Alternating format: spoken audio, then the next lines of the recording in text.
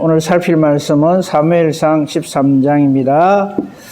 자, 우리가 지금까지 사울왕의 이 탁월함에 대해서 쭉 살폈죠. 9장, 10장, 11장까지 사울왕만한 인물이 사실은 없어요. 그 어떤 사람도 사울왕이 왕이 되기 직전까지의 그 모습은 정말 흠잡을 데가 없는 완벽한 사람이었습니다. 그러나 12장에서 사무엘은 마지막 고별 설교를 통하여서 너희가 왕을 이렇게 참 잘 세웠으니, 아니 더 좀 더 이렇게 믿음의 말을, 하나님께서 너희에게 이렇게 완벽한 왕 사울을 주셨으니 너희는 이제 안심해도 좋다, 이렇게 말하지 않습니다. 우리의 형편, 처지, 상황은 최고의 상황에 있든지 최악의 상황에 있든지 그 관계없이 하나님이 모든 역사를 이루어 가시며 하나님의 하나님 되심에 있어서 그것은 아무런 영향을 미치지 못합니다.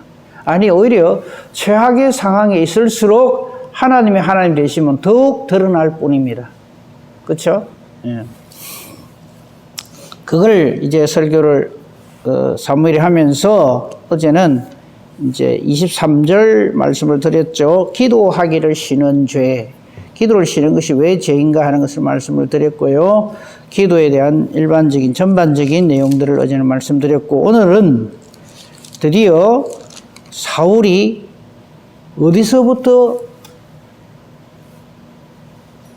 이 어긋나기 시작하는가 하는 것을 보여주는 내용이 사무엘상 13장 말씀입니다.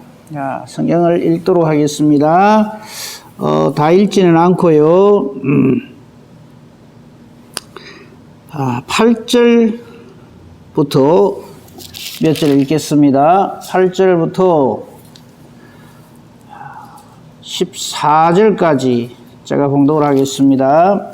사무엘상 13장 8절입니다. 사울은 사무엘이 정한 기한대로 이레 동안을 기다렸으나 사무엘이 길갈로 오지 아니하며 백성이 사울에게서 흩어지는지라.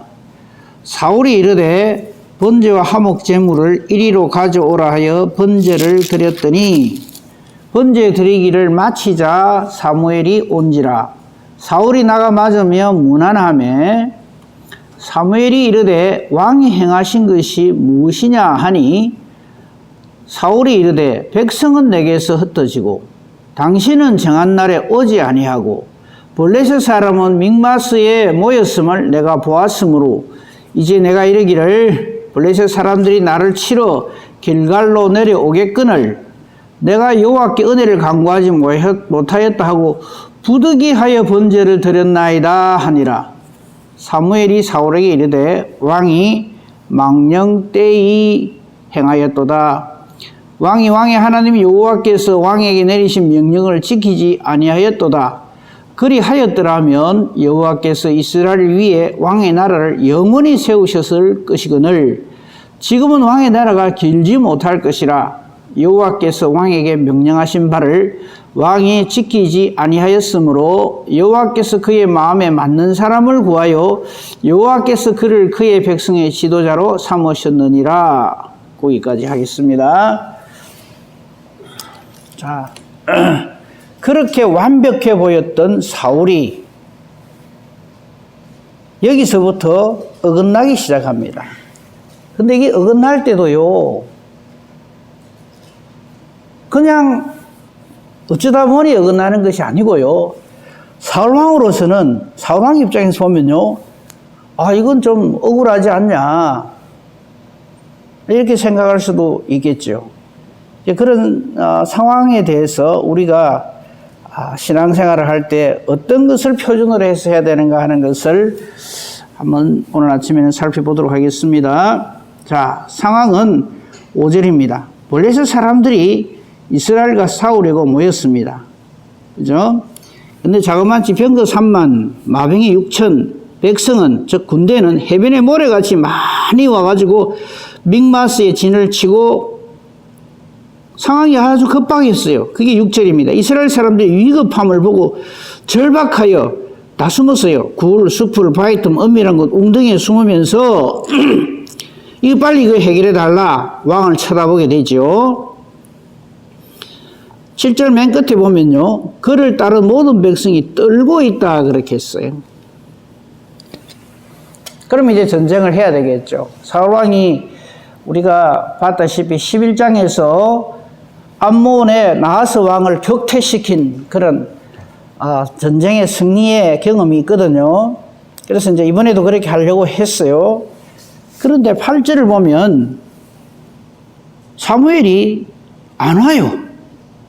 전쟁에 나가기 전에 하나님 앞에 제사를 드리고 기도를 하고 그 하나님의 함께 하심을 힘입어서 전쟁에 나가야 되는데 안 오는 거예요. 근데 안 오는 이유도 보면은요, 정한 기한대로 1회 동안을 기다렸지만 안 왔어요. 왜 지각을 했는지 늦게 왔는지는 설명을 안 하고 있어요.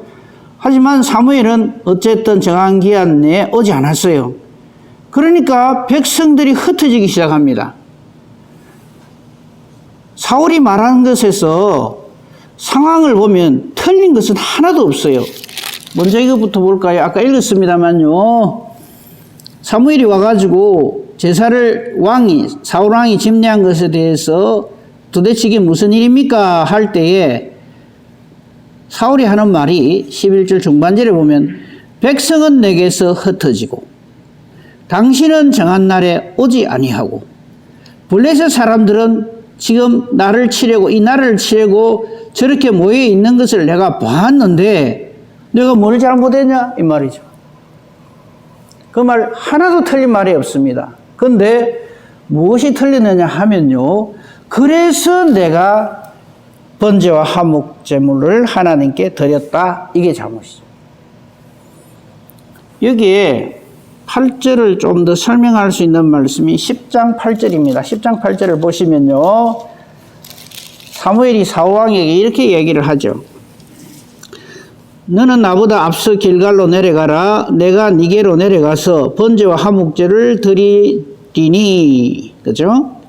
지금 사무엘이 내려가서 번제와 화목제를 드릴 거라고 합니다. 내가 네게 가서 내가 행할 것을 가르칠 때까지 7일 동안 기다리라 이랬단 말이죠. 그래서 7일 기다리는데 안 오는 거예요. 근데 이게 중요한 것은요. 7일이 중요한 게 아니라 왜 7일을 기다리라 했느냐 하면은요. 지금 이 집례를 번제를 제사장인 사무엘 자신이 드리지 않으면 안 된다 하는 그런 뜻의 말 뿐만 아니라 또 하나는 뭐냐 하면요. 거기 10장 8절에 보면 네가 행할 것을 가르칠 때까지 기다리라 이거예요. 중요한 건 이겁니다.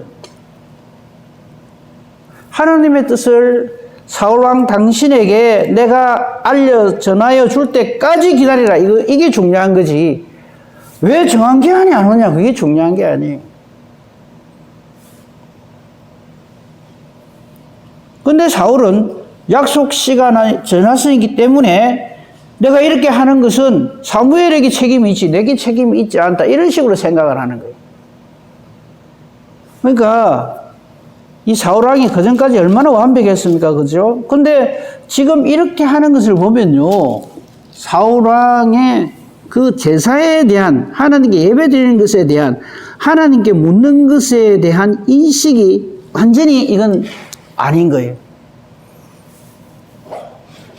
그 사울왕은 이렇게 생각하는 거예요.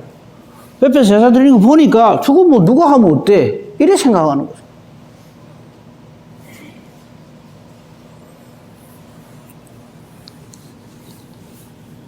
그 예사로 생각한다는 거죠. 그리고 사무엘이 지금 11절에서 도대체 당신이 지금 무슨 일을 한 겁니까? 라고 했을 적에 이때 필요한 것은 회개이지 핑계가 아니거든요. 그 사울왕은 이때부터 계속 자기가 한 일에 대해서 핑계를 댑니다. 그리고 사울왕이 하는 말의 주어가 전부 자기 자신이에요. 11절을 다시 한번 봅시다. 왕이 행한 것이 무엇입니까? 할 때 사울이 뭐라고 하는가 하면 백성은 내게서 흩어집니다. 자기 중심으로 말을 해요. 백성들이 내한테 모여야 되는데 자꾸 흩어집니다. 백성은 내게서 흩어지고. 여러분, 우리가 하나님 일을 할 적에 사람들이 내게 일하기 때문에 나는 할 수 없이 일해야 한다, 이런 식으로 일을 하면 안 돼요. 예수님께서 십자가 지실 때 예수님을 따르는 제자들이나 이스라엘 백성들이 예수님을 잘 순종해서 십자가를 지십니까? 아니잖아요. 사람이 어떻게 하든지 간에 상관없이 그 일에 대해서 그 일을 맡은 사람은 책임을 지고 하나님의 뜻을 순종하는 것이 필요하지, 누가 일하기 때문에 나는 그래 한다, 이거는 아니다 이거죠. 그러니까 백성들은 내게서 흩어지고 당신은 정한 날에 오지 아니하고, 이 블레셋 사람들은 믹마스에 모여서 우리를 치려고 하는 것을 내가 보았다. 내가 내 생각에 이거 큰일 났다, 자기가 판단을 하는 거예요. 이럴 때 어떻게 해야 됩니까? 그럴 때 필요한 게 기도죠. 하나님, 지금 상황이 이렇습니다. 백성은 내게서 흩어집니다. 하나님의 종 사무엘은 지금 7일 안에 온다고 했는데 오지를 않습니다. 블레셋 사람들은 나를 치려고 옵니다. 어떻게 할까요? 이걸 안 하는 거예요. 내가 봤기 때문에 이 문제는 내가 해결이 된다 생각해가지고 12절을 벌렸다 이거죠. 내가 이러기를 블레셋 사람들이 나를 치러 이렇게 내려오니까 내가 여호와께 은혜를 간구하지 못하겠다.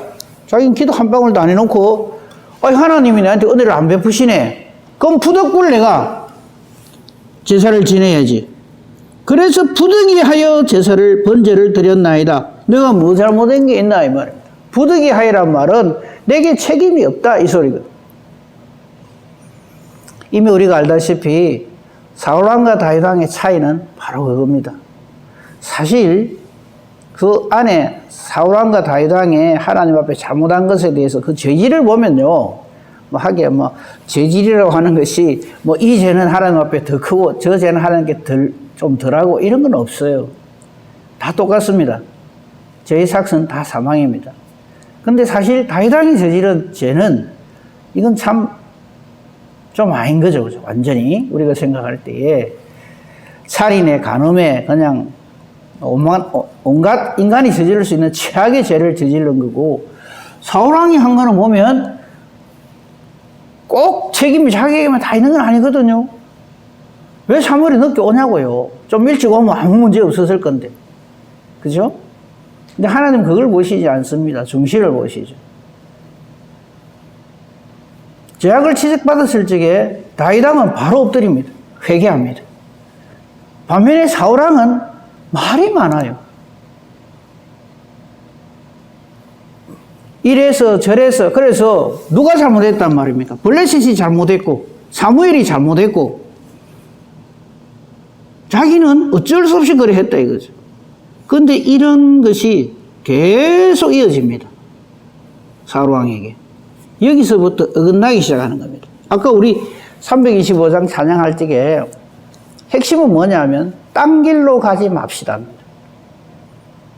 딴 길로 가지 맙시다.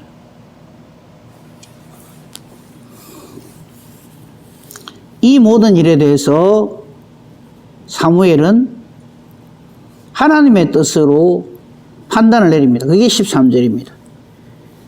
이 13절 말씀을 보면요, 사무엘이 사울에게 이르되 왕이 망령되이 행하였도다 이렇게 이야기합니다. 여기서 말하는 망령이란 말 그대로 영혼이 망했다 이 말입니다.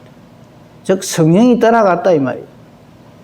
성령이 인도하신 대로 하지 아니하고 자기 생각대로, 사람의 생각대로, 더 엄밀하게 말할까요? 악령이 이끄는 대로 갔다 이 소리입니다. 사탄이 요구하는 대로 따라가는 거죠. 사탄이 우리를 유혹할 때 보면요, 아주 그럴듯합니다. 저 사람 아담과 하와가 왜 선악을 알게 하는 그 나무 열매를 먹을까요? 사탄이 유혹을 하는데 정말 그 말대로 그럴듯하게 비슷하게 들리거든요. 먹음직하고 부함직하고 지혜롭게 할 만큼 정말 탐스럽게 보이는 거예요. 그래서 딴 길로 가는 거예요. 사탄은 우리보다 훨씬 지혜롭습니다. 우리보다 훨씬 능력이 많습니다. 우리가 말씀 떠나고 성령이 우리와 함께 계시지 않으면 우리는 이건 노리기밖에 안 돼요. 예수님께서 베드로에게 하신 말씀 기억나십니까? 사탄이 너를 밀가부르듯 하려고 자꾸 너를 청구한다. 사탄은 지금도 그렇게 하고 있습니다. 그러니까 우리가 이 사울왕의 예를 보듯이 정말 망령되이 행하면은 그걸로 끝인 거죠. 그 다음에 또 하나 우리가 오해하기 쉬운 말씀이 하나 있는데, 거기 13절에 보면요, 만약에 여호와께서 사울왕이 하나님의 말씀을 다 지켜 행하였더라면, 즉 그리하였더라면, 13절 후반부에 보면요, 그리하였더라면 여호와께서 이스라엘 위에 왕의 나라를 영원히 세우셨을 것이거늘, 이런 말이 나와요. 이 말을 또 오해를 하면은 안 돼요. 아, 이때 사울왕이 그러면 끝까지 정말 순종하고 잘했으면 다윗이 왕이 안 되고, 그러면 사울왕을 통해서 온 인류를 구원하는가? 이렇게 오해를 하기가 쉬워요. 그죠? 사울왕이 이때 에라를 안 했으면, 실수를 안 했으면, 범죄하지 않았다면 다윗이 왕이 될 일이 없잖아요. 그러면 하나님께서 정해놓으신 유다 지파를 통하여서 메시아가 오시고, 그렇게 되는 그 하나님의 구원 계획이 그러면 수정이 된단 말인가? 우리가 이렇게 생각하기가 참 쉬워요. 근데요, 하나님께서 메시아를 통해서, 즉 예수 그리스도를 통해서 온 인류를 구원하는 그 계획하고 사울왕이 계속 왕위에 있고 그 후손들이 계속 이스라엘에서 왕 노릇하는 거하고는 전혀 관계가 없어요. 한번 생각해 보세요. 자, 사울왕이 하나님 말씀 잘 순종해서 정말 괜찮은 왕이 되었다. 정말 성군이 되었다. 그랬을 때는 하나님께서 그 사울 지파를 통해서, 베냐민 지파를 통해서 계속 왕노릇하게 하셨을 겁니다. 지금 그 말을 하는 것이 하나님의 구원 계획에 수정이 있다, 이 말이 아닙니다. 그 증거를 말씀을 드리겠습니다. 우리 마태복음 1장에 보면요, 예수님께서 이 땅에 오시기까지의 족보가 나오죠. 그죠? 거기 보면 이거 한번 생각해 보십시오. 그 예수님 족보가 쭉 나와 있는데, 그 중에서 우리가 잘 아는 사람도 있지만은 잘 모르는 사람들도 거기 많이 기록되어 있죠.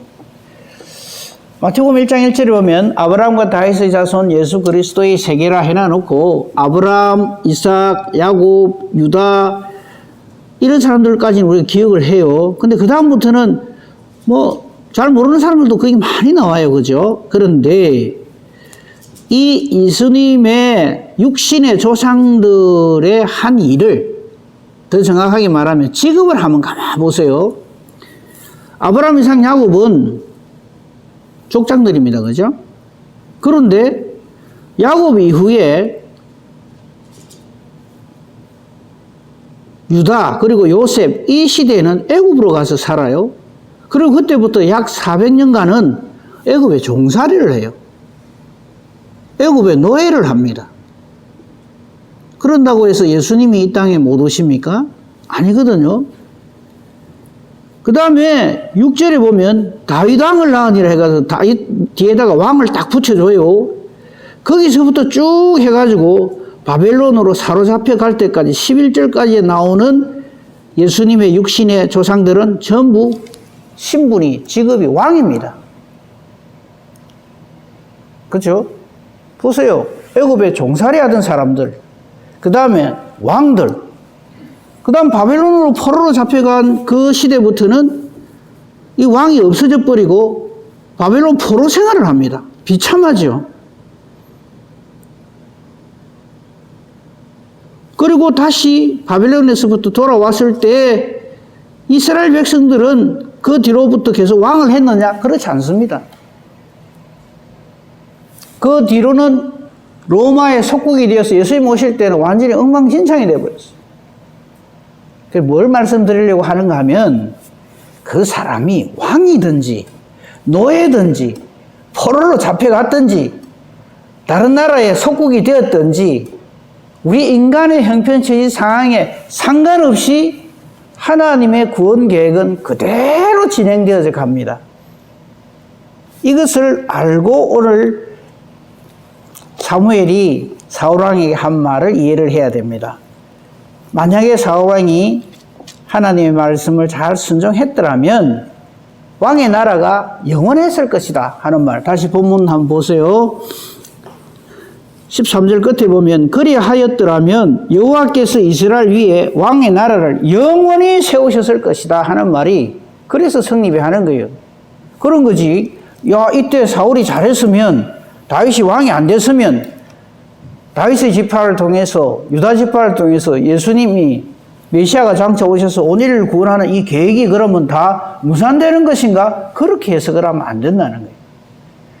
이 땅의 정치 형태는 무엇이 돼도 괜찮습니다. 우리가 우리나라 아픈 역사가 있죠. 그죠? 뭐 임진왜란, 병자호란 이런 거 놔두고 최근 역사에만 하더라도 일본에 우리가 36년간 정말 치욕적인 그런 시간을 보냈잖아요.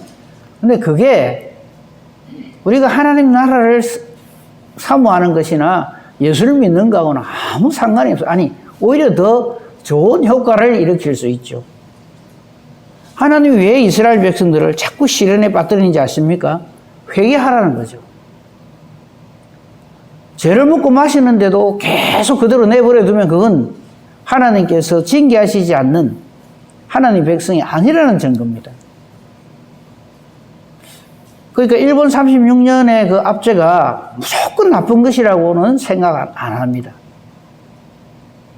그런 일들이 있기 때문에 우리가 이 나라, 이 민족이 하나님을 찾는 민족이 되는 계기가 되는 거죠. 그러니까 하나님은 우리 인간에게 일어나는 모든 일들을 통해서 하나님은 언제나 합력하여 선을 이루고 가시지 이러기 때문에 우리는 끝 이런 건 없어요. 또 사울이 영원히 왕 노릇을 하든 말든 메시아를 통해서 예수 그리스도를 통해서 인류를 구원하는 하나님의 계획에는 변함이 없다 하는 것을 우리가 여기서 깨달아 알아야 한다 하는 말씀입니다.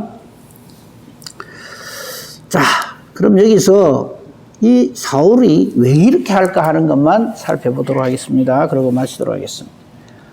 사울왕의 이런 모습은 계속해서 이제 다음에 이제 또 말씀 전할 때 드리겠습니다만 정말 이해를 못할 일들을 계속해요. 근데 그 모든 이유들이 나중에 보면은요, 전부 정말 사무엘이 지적한 대로 망령되이 행한 그 결과인데, 망령되이 행한 사람의 특징이 뭐냐면 교만입니다. 교만, 오만 이런 말들은요, 우리가 뭐 그냥 생각하기로는 저 사람 참 이게 왕이 되더니 눈에 보이는 게 없네, 위에 사람이 없네, 그런 뜻으로의 교만이라기보다도 교만의 정확한 정의는요, 말 그대로 망령 때문에 누구나 다 교만해집니다. 하나님이 없는 것이 교만입니다. 그리고 겸손은 하나님 앞에 있는 것이 겸손입니다. 그냥 뭐 머리 잘 굽신굽신 잘하고 그냥 말 부드럽게 하고 이게 겸손이 아니고요. 항상 내가 하나님 앞에 있다 하는 것이 겸손이고 하나님이 없는 것이 교만입니다. 교만하게 되면요, 잠언 16장 18절에 기록되어 있는 것처럼 패망의 선봉입니다. 망할 사람에 보이는 가장 공통적인 특징이 뭐냐면 교만입니다. 그리고 넘어짐의 앞잡이입니다. 저 사람 몰락하겠구나, 넘어지겠구나 할 때 그 사람 나타내는 모양이 뭐냐면 교만입니다. 하나님 없는 것이 교만이고 하나님 있는 것이 겸손입니다. 그러므로 우리는 언제나 하나님 앞에서 사는 사람이 되어야 됩니다. 그죠? 딴 길로 가지 않는 유일한 비결은 하나님 앞에서 언제나 사는 겁니다. 그죠? 주님을 위해서 살고 예수님을 위해서 살고 성령으로 충만하게 살면 사탄이 틈을 타지 못하고요. 우리가 교만할 수가 없습니다. 항상 이 말씀을 기억하십시오. 우리가 조금만 잘 되면 그냥 교만해져 가지고 이 교만이라는 것은 하나님을 인식하지 않는 것입니다.